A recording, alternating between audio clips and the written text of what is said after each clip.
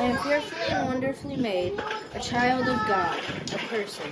I can do all things through Christ who gives me strength. I ought to love God with all my heart, soul, strength, and mind. I will choose to honor God and put His will above my own. Gettysburg Address. Abraham Lincoln, 19th of November, 1863. 7 years ago, our fathers brought forth on this continent a new nation conceived in liberty and dedicated to the proposition that all men are created equal.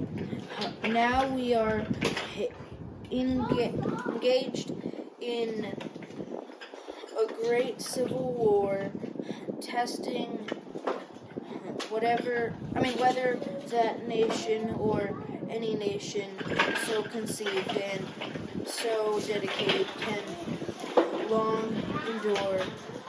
We are met on a great battlefield of that war. We have come to dedicate a portion of this field as a final resting place for those who here gave their lives that nation might live. It is altogether fitting and proper that we should do this, but in a large sense, we cannot consecrate, we cannot follow this ground. The brave men, living and dead, who struggled here have consecrated it far above our poor power to add or detract the world.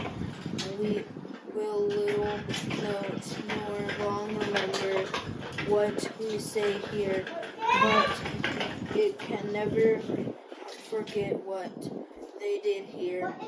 It is for us, the living, rather to be dedicated here. Advanced. It is rather for us to be here, dedicated here to the unfinished work which they who fought here have thus far so nobly advanced. It is rather for us to be here, dedicated to the great task remaining before us, that from these honored dead we take increased devotion to that cause for which they gave their last full measure of devotion, that we here highly resolve that these dead shall not have died in vain, that this nation under God shall have a new birth of freedom, and that government of the people, by the people, for the people, shall not perish from the earth.